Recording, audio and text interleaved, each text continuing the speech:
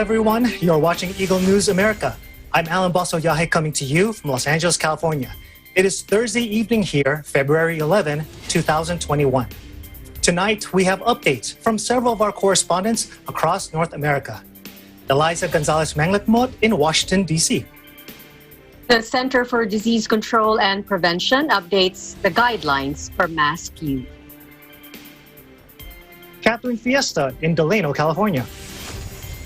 LA Mayor announces COVID vaccine supply running out and temporarily closes vaccination sites.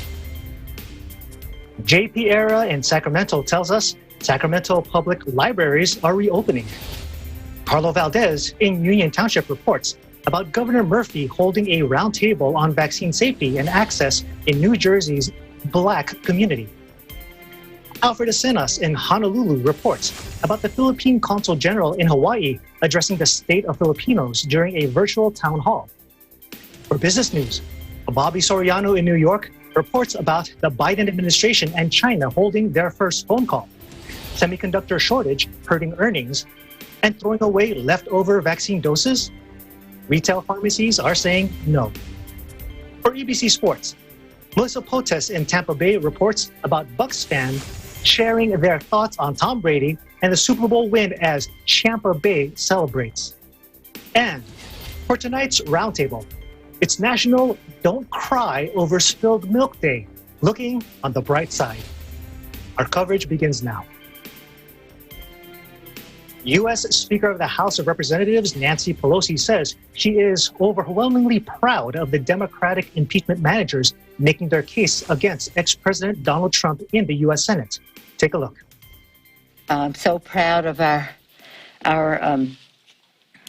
just overwhelmingly proud of our managers led by Jamie Raskin, but at the same time, we're getting our work done to meet the needs of the American people, to crush the virus, to put our children back in school, money in people's pockets, again, people back to work.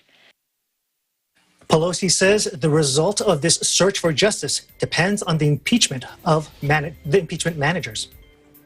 This pursuit of justice and truth is in the hands of our managers, and I won't have some things to say maybe next week, but not this week. Let's just see what the case is and what their response is to it. But I'm not acting upon something that hasn't happened yet. It also will talk about white supremacy because there are many instances leading up to this that could have been indicative that this could happen. Acts of violence around the country springing from that. That's not to say this is only about anti-Semitism and white supremacy. It could be about some other things. We'll see. And how that was provoked. But in terms of the commission, we're listening to folks about what answers we need in that regard. In related news, President Joe Biden said Thursday devastating presentations by Democratic impeachment managers in the trial of Donald Trump may change some Republicans who, until now, opposed convicting the former president. Like other Americans, watched the news. I didn't watch any of the hearing live because I was going straight through last night till a little after 9. But I watched some this morning. I think the Senate has a very important job to complete, and I think my guess is some minds may have been changed, but I don't know. The president said he had not watched Wednesday's trial live, but had seen news reports on the hours of video evidence showing how a mob left a Trump rally in Washington and invaded the Capitol in an unprecedented security crisis. House prosecutors wrapped up their impeachment case against Donald Trump on Thursday, urging the Senate to convict the former president of inciting the January 6 attack on the U.S. Capitol. He told them to fight like hell, and if you don't fight like hell, you're not going to have a country anymore. And here's the thing, that wasn't metaphorical. It wasn't rhetorical. He'd already made it perfectly clear that when he said fight, he meant it. We humbly ask you to convict President Trump. for the crime for which he is overwhelmingly guilty of. Because if you don't, if we pretend this didn't happen, or worse, if we let it go unanswered, who's to say it won't happen again? Trump's lawyers will begin his defense at noon tomorrow, Friday, and will have 16 hours to present their case. Representative Jamie Raskin, the lead House manager, appealed to the 100 senators who are sitting as jurors in the case to exercise their common sense and convict Trump.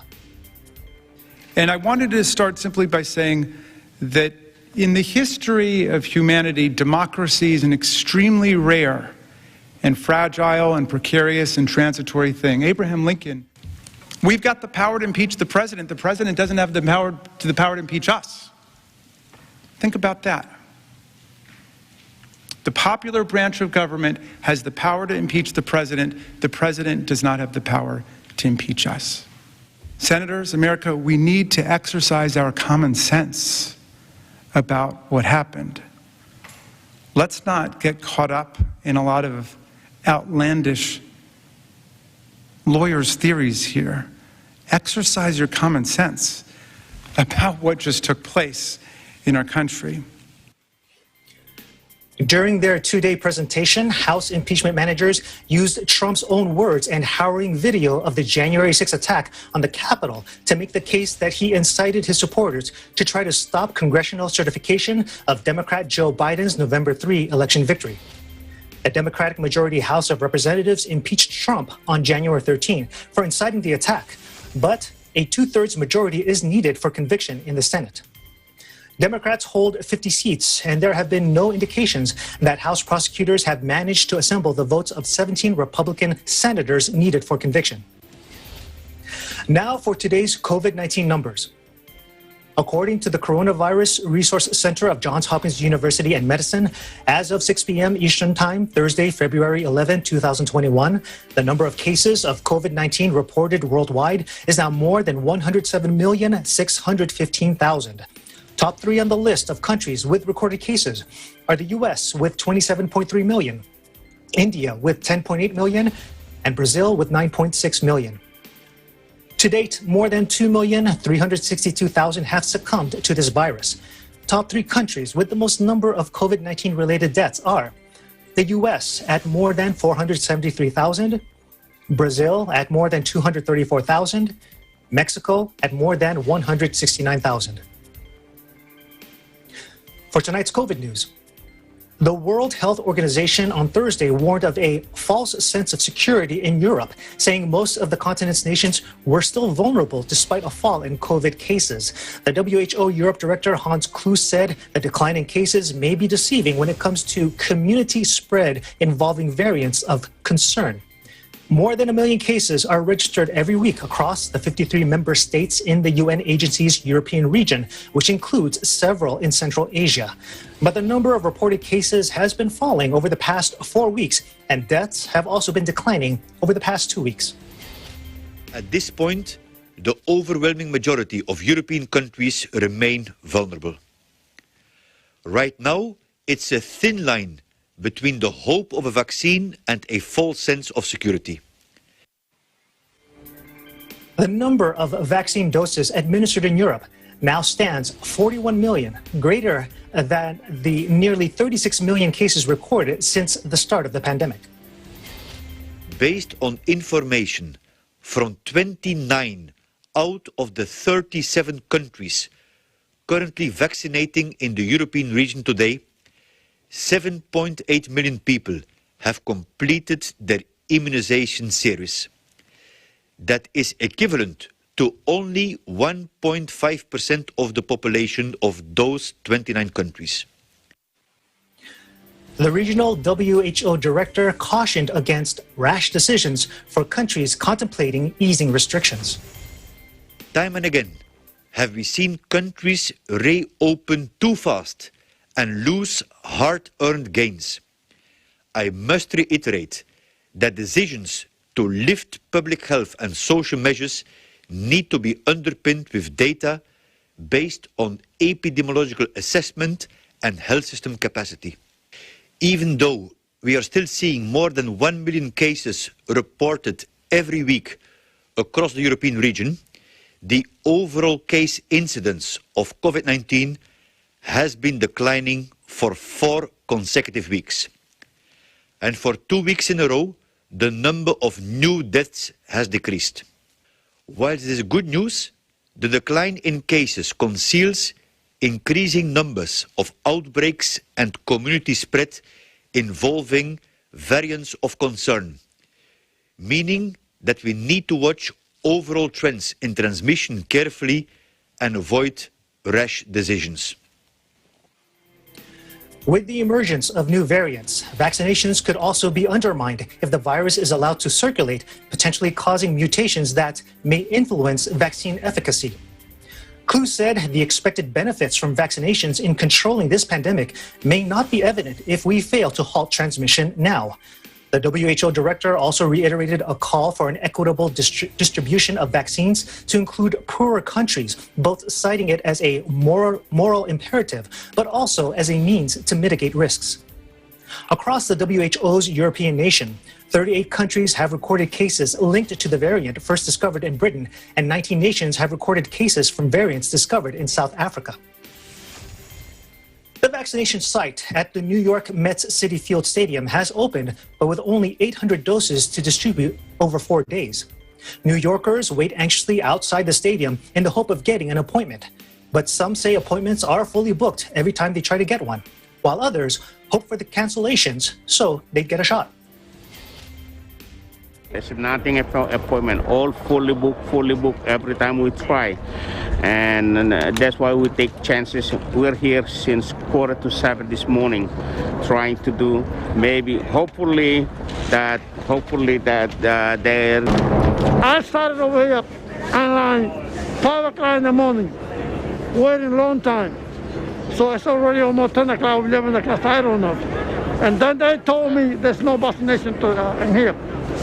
That's the problem. So, like I said, somebody had to do something. When we come back, updates from our Eagle News correspondents in Washington, D.C. and Delano, California. This is Eagle News America. Stay with us. Look to NHK World Japan for news of the coronavirus outbreak across the globe. You'll find updates and insights in the specialized section of our website. Catch up with programs on your schedule through the free video on-demand service. Learn how to stay in shape and maintain your health deliciously. Ready when you are. NHK World Japan. Events happen around us all the time. In our community, in our country, around the world. Events that affect people, move communities, or simply inspire us. Interesting events that people need to know. In these interesting times, we continue to be a competent partner in delivering news about these events. Fast, accurate, balanced. Eagle News, because we live in interesting times.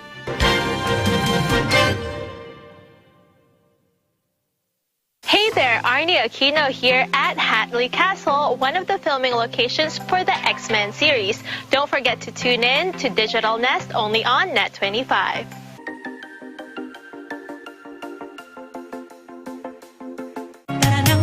Samahan sina Wedge Kujamat, itong balitang panggising sa ulo ng mga balita. Apo David, Sa 60 katao ang isinugod sa ospital. TV Publico, Economic sabotage ang mga tiwaling negosyante. at Cristel Fesalbon. Pag-presyo ng gulay, makakausap natin Para iatid sa inyo ang mga kaganapan at pangyayari sa bansa at sa iba't ibang panig ng mundo. Mga napapanahong isyu ng bayan. May balitang sports, entertainment at iba pang kaalaman. Simula Lunes hanggang Biyernes, alas 5 ng umaga sa paborito nyong morning show, Pambansang Almusal, dito sa Net25. Pambansang Almusal.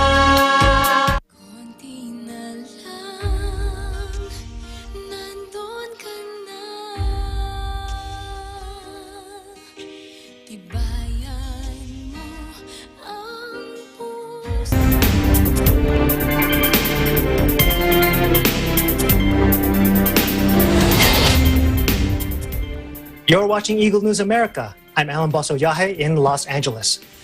Studies have proven masks help in the spread of COVID-19, though there still might be some who refuse to wear a mask for certain reasons. Many are following Center for Disease Control and Prevention, CDC guidelines, and don on masks, especially in public. In Washington, EBC's Eliza Gonzalez-Manlikmot is with us tonight with the details.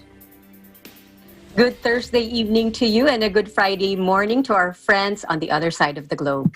I hope you are staying safe and breathing well in your homes or social distancing and wearing your masks if outside. Now, as we wait for more people to get vaccinated against COVID-19, the recommended ways to keep safe from being infected with the virus, well, we have to go back to basics. Frequent washing of hands, social distancing, and mask wearing. Now, just like the people who wear masks, there are many different styles and sizes of masks. There are also different ways these facial coverings are worn. Now, some masks and ways to wear them, though, are better than others. And this is what the latest guidelines from the Center for Disease Control and Prevention, or CDC, say.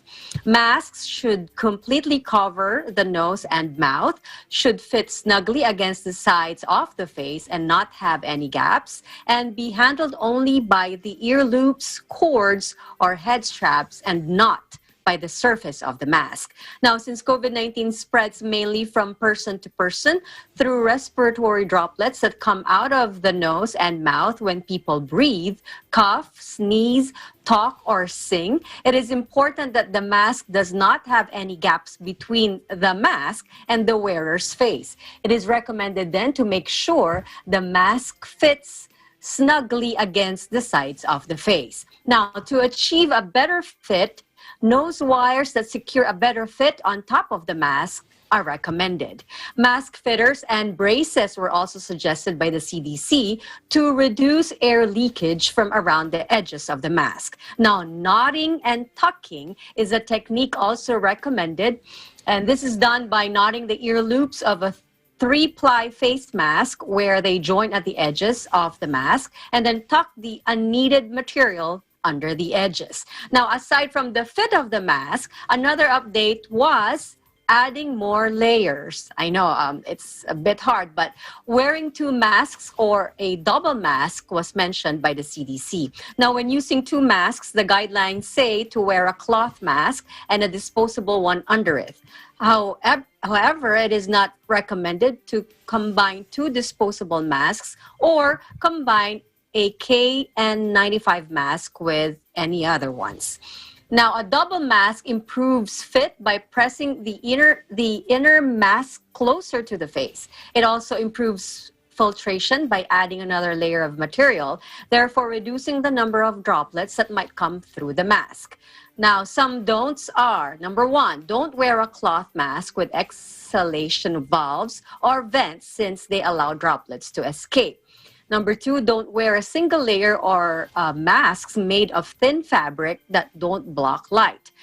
Now, don't wear masks if they are wet or dirty. That's common sense. Don't wear a mask in a way that it just covers the mouth or just the nose. It should cover both of them. Now, don't wear the mask on the chin or hang from the neck and leave the nose and mouth exposed. Now, 2 things to look out for when trying to improve your mask fit or using more layers on your mask are, number 1, difficulty in breathing, and number 2, obstruction in vision. Now, Alan, for some weather update, it is now 33 degrees Fahrenheit or 1 degree Celsius in the nation's capital. In Washington, Eliza Gonzalez-Manlikmot, Eagle News, we live in interesting times. Back to you, Alan. Eliza, aside from masks, we know that one way in preventing the spread of COVID-19 is by way of contact tracing. However, there are some who, fall victim to scammers using this tool to deceive people. What's the district's reminder to protect yourself and others against contact tracing scams?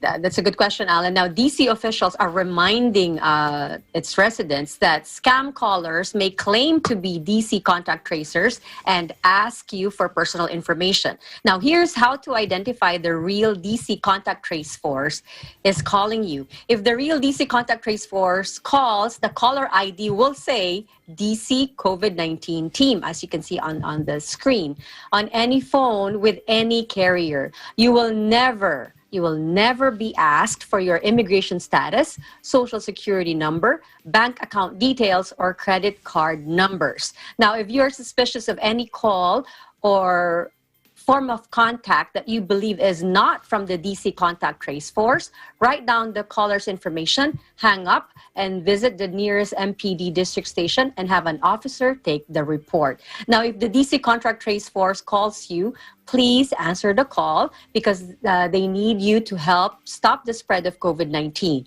Contact tracers will interview you to learn more about your illness, including symptoms and when they started. You will be asked health information that includes how you're feeling, what other health conditions do you have. You will also be asked about risk factors, recent movements and identification of contacts, household information and living arrangements, information about close contacts, including their names, phone numbers, email address, and risk factors. Now, DC Health will contact your close contacts to prevent others from being exposed to COVID-19. DC Health will not identify you to those close contacts. Now, the health department will give you guidance and resources, and this will help you manage your isolation and self-care through your illness and recovery. Alan? Eliza, we hope that viewers took a screenshot of that answer the call card, place it next to their telephone, because it seems as if, we're all afraid that the coronavirus is mutating, but I suppose telephone and online scams are also mutating. People are taking advantage. They never run out of gimmicks. Exactly. And Eliza, later on in our broadcast, we're going to be talking about, National Don't Cry Over Spilled Milk Day, where we're going to ask you maybe what your approach is to look at the bright side of things, or maybe some experiences you have that could help. Before we get to that, I do want to ask you just this real brief question. When it comes to spilled milk, do you classify yourself as someone who handles it well, or are you like me, still trying to find your inner peace? Most of the time, I cry a little and then compose myself. But yeah, I admit I'm not that brave yet, but I get over it in time. Well, Eliza, to cry is human. So we'll talk more about that at the end of our broadcast. Thank you very much for your report. Thank you, Alan. Several large-scale COVID-19 inoculation sites in Los Angeles are temporarily halting service as Mayor Garcetti announces a shortage in vaccine supply. Eagle News correspondent Catherine Fiesta is with us tonight. Thank you, Alan. In a press conference regarding the city's update on COVID-19, Mayor Eric Garcetti announces that Los Angeles will be running out of its supply of the Moderna vaccine for first dose appointments. As a result, Los Angeles will temporarily shut down Dodger Stadium this Friday and Saturday, including the other 4 vaccination sites of the city. Let's listen in to Los Angeles Mayor Eric Garcetti. Take a look. We're vaccinating people faster than new vials are arriving here in Los Angeles. And I'm very concerned right now. I'm concerned as your mayor that our vaccine supply is uneven, it's unpredictable, and too often inequitable. By tomorrow, the city will have exhausted its current supply of the Moderna vaccine for first dose appointments. This is an enormous hurdle in our race to vaccinate Angelenos. And unfortunately, it means that we will have to temporarily close Dodger Stadium and the other 4 non-mobile vaccination sites for 2 days on Friday and Saturday. This is not where I want to be. It's not where we deserve to be. And we have firefighters, we have workers from CORE, we have clinicians ready to draw vaccines, ready to give vaccines, ready to welcome traffic in and out by car, by foot into our centers. But we won't have those vaccines because the supply isn't there. According to the mayor, the city received a new shipment of only 16,000 vaccine doses this week, but Los Angeles administers around 13,000 vaccine doses daily. This week's supply will only last for around 1 day. The city is in need of vaccines, or at least a steady supply of vaccine doses. With more vaccine shipments to arrive next week, Dodger Stadium and the other 4 vaccination sites may reopen as early as Tuesday or Wednesday next week. A total of 293,252 vaccine doses has already been administered in the 5 designated vaccination sites through the city of Los Angeles, which is an average of 13,051 vaccinations per day. At the same time, Los Angeles County public health officials are already planning to extend eligibility of vaccination to additional sectors to comply with California Governor Gavin Newsom's announcement late last month for other frontline workers to be vaccinated. The ones who are under Phase 1B, Tier 1, which are the education and child care staff, food and agriculture workers, and emergency services employees. They also announced their plans to begin vaccinating these workers in about 2 to 3 weeks. As the county is also experiencing extremely limited vaccine supply on hand, they are currently developing a careful approach on handling this situation. Barbara Ferrer, LA Public Health Director, states, quote, "In these times of vaccine scarcity, we ask that everyone be mindful of waiting for your turn and ensuring that these most vulnerable in each eligible group have access to the vaccine. We move forward together and with hope," unquote. In Delano, California, Catherine Fiesta, Eagle News. We live in interesting times. Back to you, Alan. Oh, Catherine, what's the COVID-19 situation update there in Los Angeles County today? Well, Alan, COVID-19 positive cases and hospitalizations are decreasing, which are again signs that the administration of the vaccines are working in lessening the spread of the virus.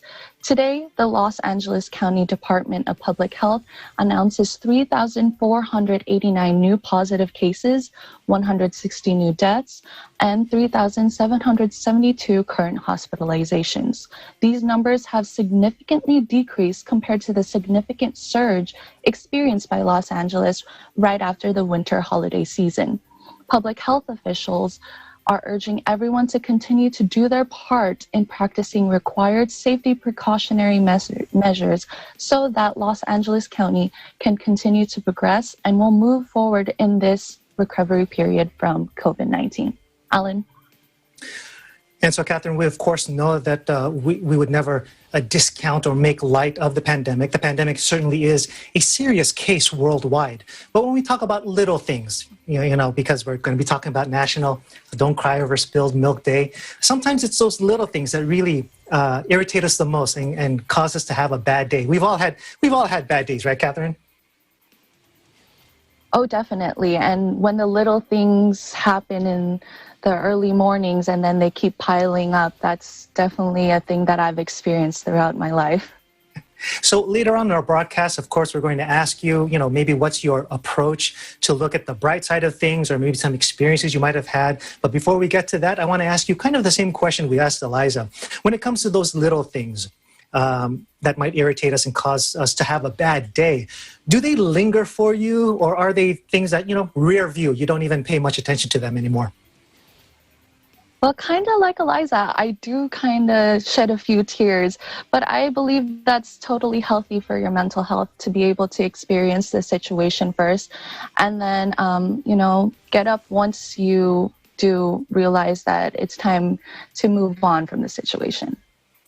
Hey, Catherine, you did mention get up and move on. We are going to be very interested to find out maybe some specific details of what you do to get up and move on. But right now, thank you so much for that report, Catherine. We really do appreciate the information. Now, let's head over to Texarkana, Texas, near the border of Arkansas, where the U.S. Attorney's Office just announced Thursday that a couple from Cleveland, Texas, 45-year-old Clifton Pape and 58-year-old Sally Jung, have been indicted for wire fraud and aggravated identity theft. The couple ran a COVID relief fraud scheme known as My Buddy Loans that generated over $700,000 in fraud proceeds, causing a loss of at least $1.3 million to the United States. According to court documents filed with the U.S. District Court in Texarkana, Pape and Jung operated a telemarketing scheme under the name My Buddy Loans, where in exchange for a fee, the company took the victim's personal identifying information, promising they would file an application for an agricultural grant, which they claimed was available to people who owned a few acres of land. Pape and Jung instead filed hundreds of fraudulent economic injury disaster loan applications with the Small Business Administration containing the victim's personal identification information, using Square's credit and debit card processing service to charge third parties the fee. Pape and Jung completed at least 700 successful transactions totaling over $700,000 in fees. Pape and Jung then transferred the fraud scheme's proceeds into a bank account they controlled. At one point, Pape used the proceeds to pay for a traffic ticket, and at another moment, the couple spent over $3,600 from the fraud scheme for a resort stay in San Antonio, Texas. A photo from that stay reveals Pape and Jung celebrating with sparkling wine. Following a seizure warrant, agents confiscated the remaining fraud proceeds in the account, totaling $505,535.04. If convicted, Pape and Jung faced up to 168 years in federal prison and a $6 million fine in sentencing. Up next, updates from Sacramento, California, Union Township, New Jersey, and Honolulu, Hawaii. Eagle News will return in a moment. Stay with us.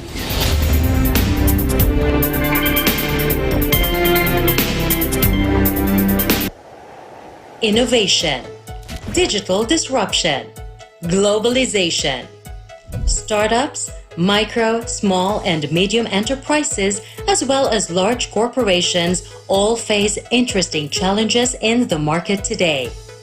Peek into the world of exciting opportunities and partnerships to drive growth with the latest business news and information.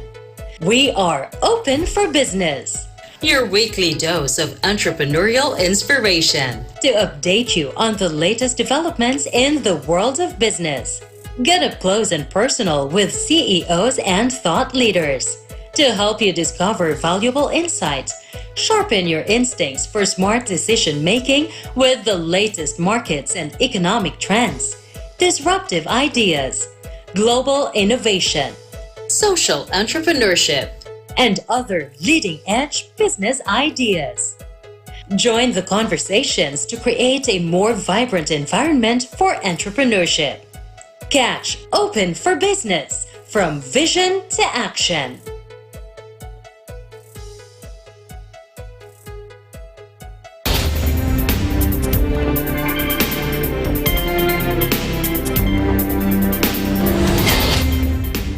You're watching Eagle News America. I'm Alan Basoyahe in Los Angeles. After months of temporarily closing their doors, more than a dozen Sacramento libraries are resuming indoor services. In Sacramento, JP Era files this report. Here in Sacramento, we currently have a total number of 89,099 confirmed cases of the coronavirus. Although a public health order back in January has allowed libraries to reopen for indoor operations, Sacramento public libraries have remained closed to prepare a reopening plan in the future. And just earlier this week, Sacramento public libraries have officially reopened to the public for browsing in some locations. About 20 library locations around Sacramento have been reopened to accommodate the community. With their reopening, of course, are certain guidelines that need to be followed to keep everyone safe and to keep the libraries opened. There is a limited occupancy, which is about 25% of the library's maximum occupancy that is allowed inside the libraries at all times. And along with this limited occupancy, guests will only be able to visit the libraries for up to 1 hour. Other services are still also being allowed, such as curbside service and computer use. Guests are allowed to make 1-hour computer appointments at select locations, which are all listed on the Sacramento Public Library website. These libraries are all still following the health protocols for COVID-19. Masks are required when entering the facility, and the limited occupancy and time limits per guest assist in maintaining social distancing as well. Staff are also checked daily, and high traffic and touch areas are disinfected regularly. While confirmed cases still continue to rise, things seem to be moving in the right direction with a gradual and safe opening of businesses in other places. The reopening of these library locations, although limited, are able to make a significant impact in the development of their communities. In Sacramento, JP Era, Eagle News, we live in interesting times. Well, as we all know, libraries are more than just a place where individuals can check out books and literature. We know that they're used for different events for the public, for children. Computer use is heavily taken advantage of by those seeking for jobs, for those that might not have internet at home. So we can't underscore enough the importance of libraries reopening, of course, under these safe practices under the COVID-19 protocols. Thank you, JP, for that report. In New Jersey, Governor Phil Murphy holds a roundtable on vaccine safety and across in the state's Black community. Bureau Chief Carlo Valdez with more. Thanks, Alan. Governor Murphy held a roundtable discussion on vaccine safety and access in New Jersey's Black and Brown community. The roundtable discussion included Lieutenant Governor Sheila Oliver, Department of Health Commissioner Judy Persicelli, Reverend Melvin E. Wilson, Debbie Parks, and Dr. David Koontz. Here are some clips from the discussion. So this is not news. We know that this virus has had an outsized impact on our Black and Brown communities. And in communities, by the way, with a big overlap that have been historically under-resourced, especially as it relates to medical and healthcare. Underscoring our efforts is the need to ensure that residents trust in the safety of the vaccines. We need every resident to know that they can trust these vaccines, which are our most potent, not our only weapon, but our most potent weapon against COVID. Judy would want me to remind everybody it's still wearing face masks, social distancing, washing hands with soap and water, taking yourself off the field when you have a reason to. But the vaccines are a huge weapon at our disposal. And this reality is what is driving us, all of us, to ensure equitable access to vaccines. I would put us up against any state and how we've purpose-built an inclusive and equitable system for vaccines, but we are far from where we need to be, want to be, or will be. We have ensured that the community health centers, which already are a cornerstone of their neighborhoods, staffed by healthcare professionals who residents know and trust, by the way, play a central role in providing vaccines. We're working with our communities of faith to turn houses of worship, I hope sooner than later, maybe in a matter of days, and other gathering places into vaccination centers for local residents. I'll be at one of those locations, the community centers, tomorrow in Jersey City. We undertook these partnerships to ensure access to COVID testing, and Pastor Wilson knows that. This is, in many respects, ripping a page out of the testing playbook in the spring and applying it to the vaccine reality today. And we're going to follow that model for COVID vaccination. The broadened federal partnership with Rite Aid and CVS will, not yet, but it will expand access in areas of high need. And we're supporting efforts being undertaken by our cities and counties. We've chosen our 6 megasites to be accessible, not just by car, but by mass transit. And we know, we hear every single day the rightful skepticism in communities of color as it relates to getting their arms around the vaccine and embracing this with the Tuskegee chapters and others in our nation's history. And by the way, if that weren't enough, it is Black History Month. And for all the above reasons, this is job number 1, and I'm incredibly honored to be joined by this team. I'm most concerned about the most vulnerable of the vulnerable, those that aren't digitally connected in. I think we have learned that our older people are having a tremendous difficult time going onto websites and clicking, and we're going to have to figure out a better way to communicate with certain segments of the community. As what has been said, these communities are under-resourced, and now they will have to find a solution to solve these problems. And as for coronavirus stats and numbers, New Jersey, reports of 3,012 new positive PCR tests, pushing the total to 659,904. Sadly, New Jersey is reporting 79 new COVID-19 deaths, pushing the total to 20,083 lives lost. In Union Township, New Jersey, Carlo Valdez, Eagle News, we live in interesting times. Back to you, Alan. Thank you, Carlo, for that report, and we're sure we'll hear more from you about how roundtable discussions are helping serve every member of your community and how to make sure that equitable treatment and services are provided for all. Philippine Foreign Affairs Undersecretaries Sarah Lou Arreola and Ernie Abella recently hosted a virtual town hall for Hawaii. Topics discussed ranged from the current status of Filipinos during the pandemic to their increasing presence in various professions and industries. Alfred Asenas from our Hawaii Bureau with a recap. Sabi nga nila, kayang-kaya ng Filipino yan. Yes, we are hurt, we are hit, but we will survive. During the Hawaii OFW Town Hall hosted by the Philippine Department of Foreign Affairs, Honolulu Consul General Joselito Jimeno provided an update on the status of Filipinos in the Aloha State.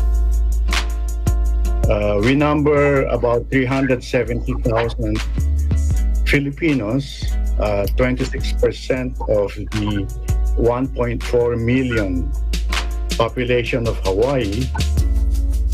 And Filipinos are the second largest ethnic community, and they represent the biggest non-white ethnic group.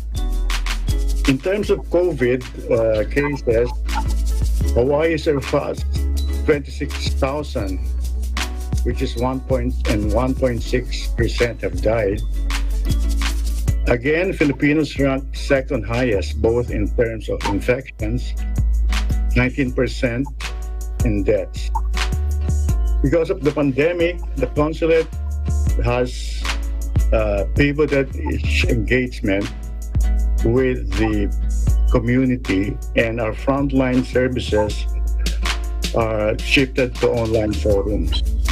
Let me just tell you about the engagement we have with the Filipino community, which are on two strategic priorities: empowerment and image building. Our engagement is both generational and sectoral. We endeavor to reach first generation, to the young professionals and the youth. We collaborate on many activities with Filipino and Filipino-American businesses, cultural, educational, and social civic organizations in Hawaii. The consulate does not encounter many ATN cases because, as I said, most of them are permanent residents and immigrants. But we continue to look at the situation of the J1 visa holders. These are the student participants in the exchange visitor program, whose programs are prematurely terminated. Our ATN section provided them with necessary information for their travel to the Philippines. We also regularly monitor the condition of around 300 Filipino fishermen in Hawaii, and we conduct goodwill visits to check on their welfare. The Filipinos' survival instinct, will always be here. Other guest speakers in the virtual gathering included State Senator Benet Misalucha, who stressed on the importance of more Filipino representation in government, University of Hawaii Program Director Dr. Agnes Malate on the significant roles and contributions of Filipinos in Hawaii's history, Cheryl Yoshimura, who represents the large population of Filipino healthcare workers in the state, and Gemma Weinstein on behalf of Filipino employees in Hawaii's multi-billion-dollar travel and tourism industries. Reporting from Honolulu, Hawaii, I'm Alfred Asenas, Eagle News. We live in interesting times. Back to you. Informative data about Filipinos and Filipino Americans in Hawaii. Thank you, Alfred, for that report.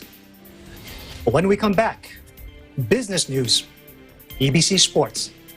Plus, tonight's roundtable about National Don't Cry Over Spilled Milk Day, looking on the bright side of life.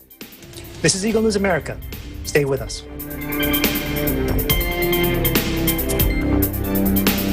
Kahit na anong gawin, isang binibini na ang hirap abutin.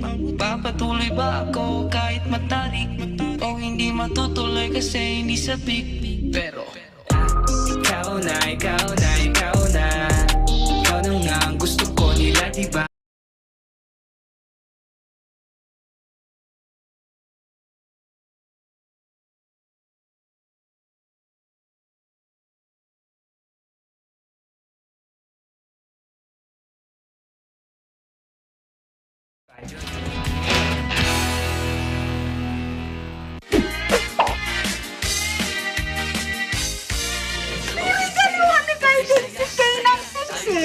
Sa anniversary din ang kapatid!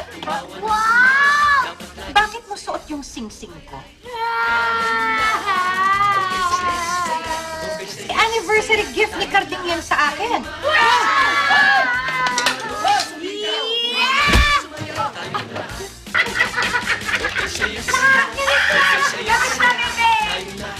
Sumaya tayong lahat. Saya-saya.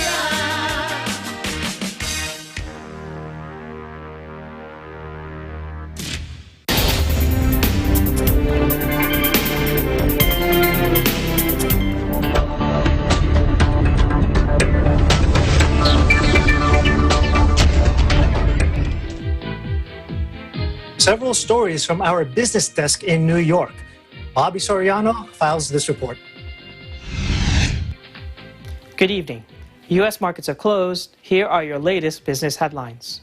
President Biden spoke with Chinese President Xi Jinping for the first time since taking office, discussing a range of issues regarding human rights, trade policy, and international security.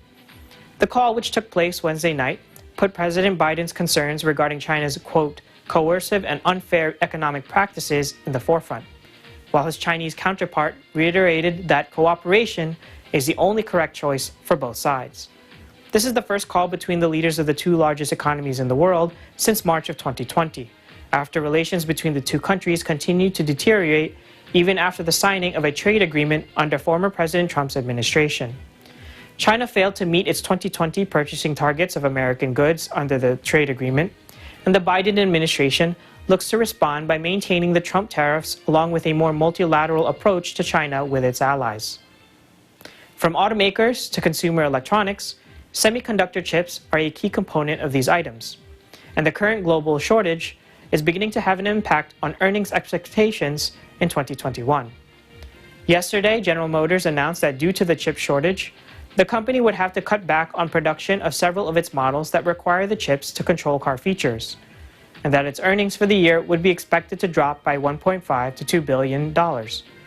Other companies, such as Sony, are also blaming the shortage of PS5 consoles on the lack of availability of semiconductor processing chips, which are required to power them.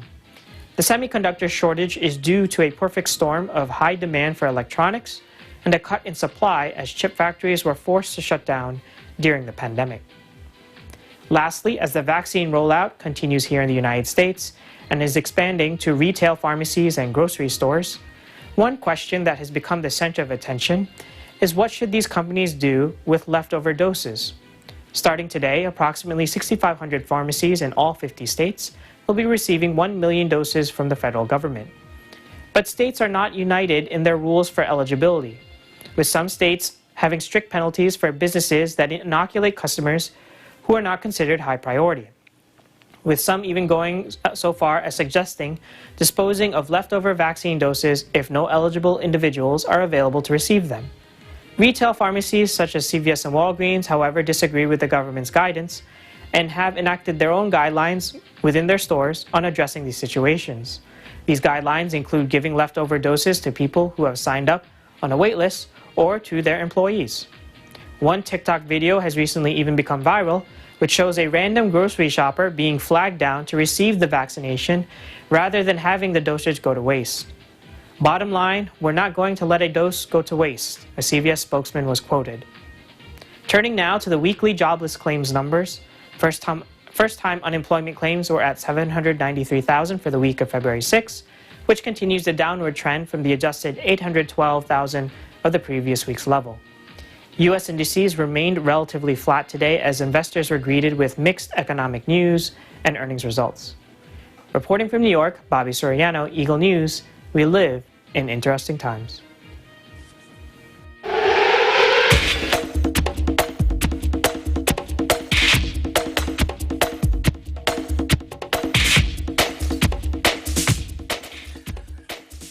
Bucs fans share their thoughts about Tom Brady and the team's Super Bowl win in Tampa Bay, or should I say, Champa Bay. ABC sports correspondent Melissa Potes reports.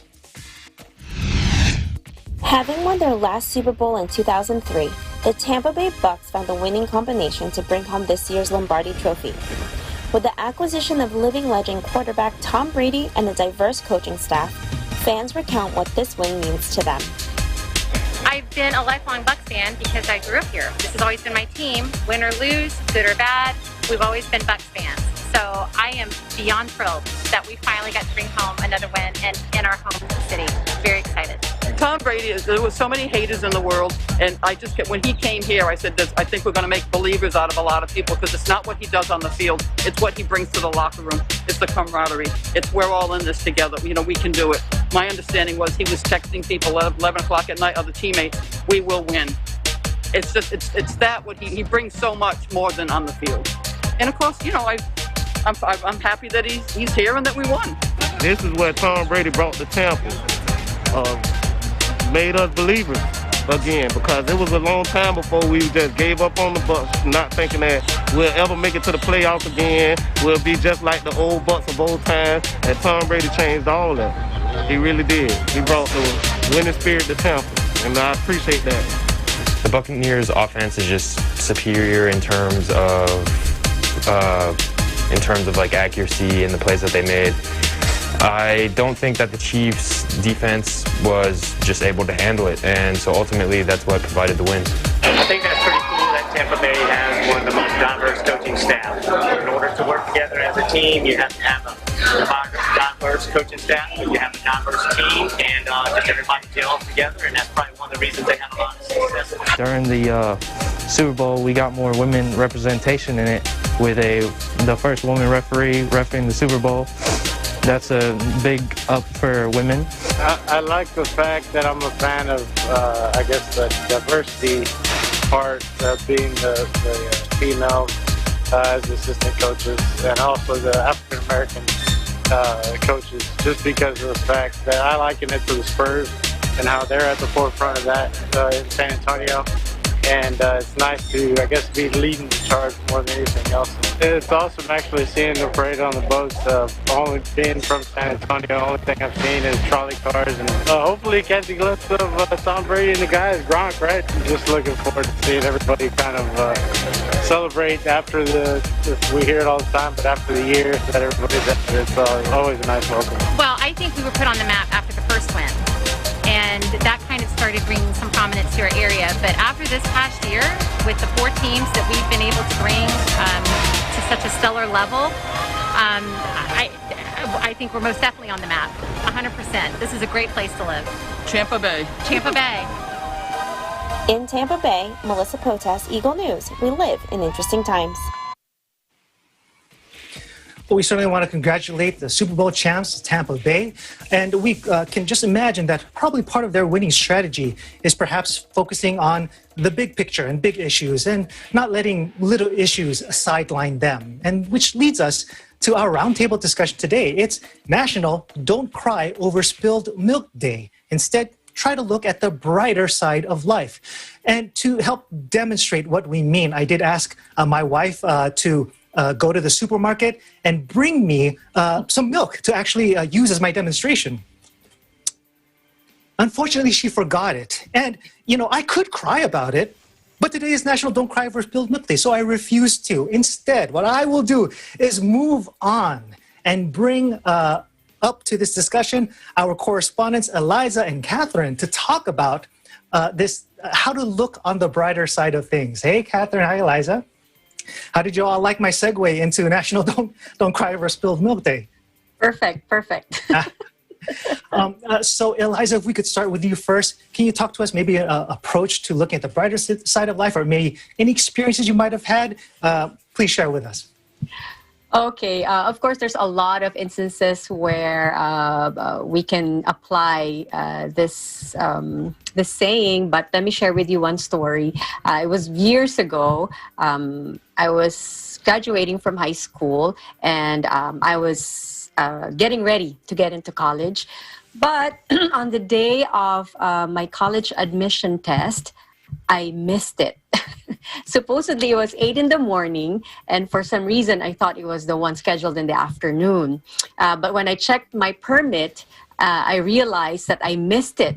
And even if I went, I wouldn't have made it because I was already 2 hours late. And traffic from our house to the university is another half a day.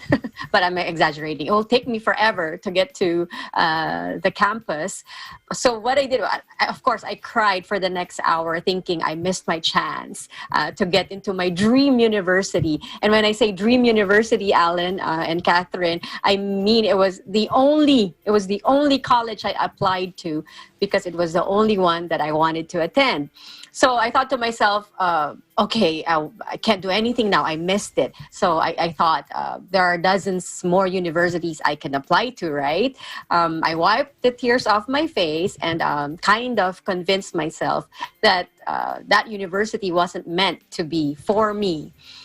But Alan, in this case, we can say that the glass of milk was still half full, and I wasn't ready to give up on my dream university. So I thought maybe I can go and try to see if I can still take the test because there was a schedule in the afternoon.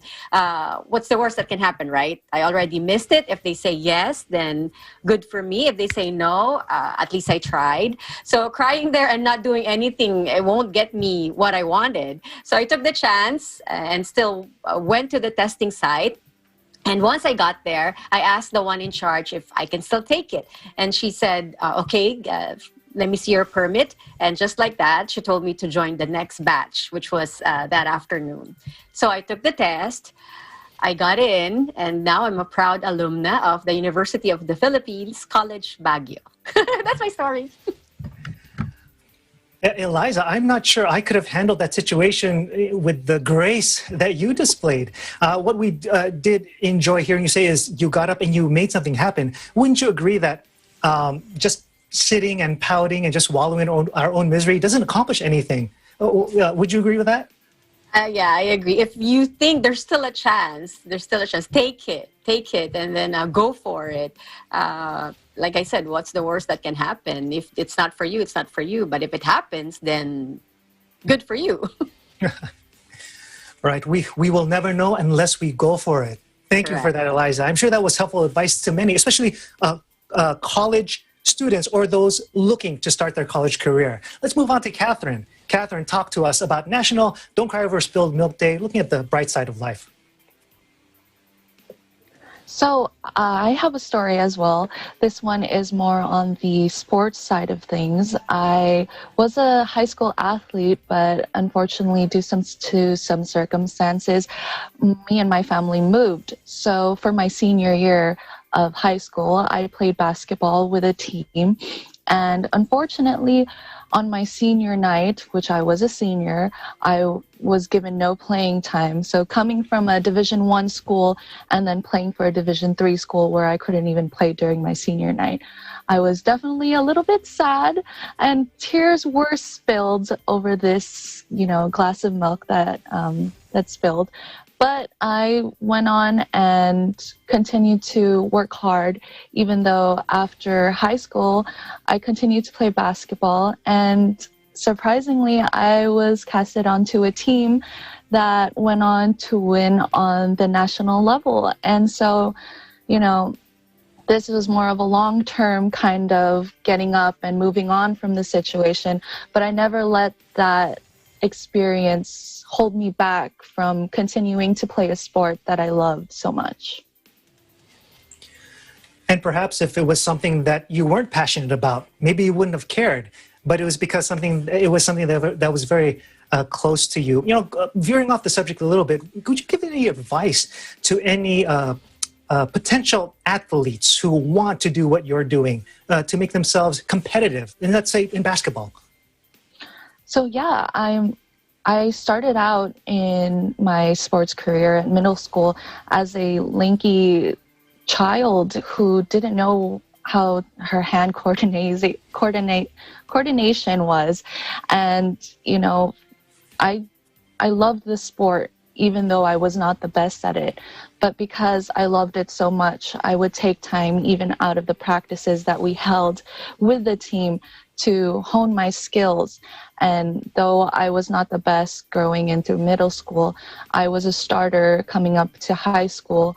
And like I said, I just practiced. And I even as a girl in sports, to those girls out there, as we saw from the Buccaneers winning, girls are making moves in the sports world. Don't be afraid to be a coach, to be a referee, or to even play with the boys. That's definitely just something I'd like to give, not to just athletes, but even women in sports as well. That's great advice. Play with players. Who cares if they're boys, girls? Doesn't matter. Play with players to improve yourselves. Well, that was great advice from both of you. We appreciate that, how to not cry over spilled milk. And before we finish things off, I just want to give my own 2 cents about it. My national Don't Cry Over Spilled Milk literally deals with spilled milk. Eliza mentioned the glass is still half full. So how do I not cry that I've lost half my milk? Easy. I just make sure that the cookies that I dip in my milk are smaller so that they'll fit down my throat. We want to continue to thank our healthcare workers, our first responders, and essential workers with a round of applause. We appreciate you. That is today's Eagle News America. Thank you for joining us. I'm Alan Basoyahe. We live in interesting times.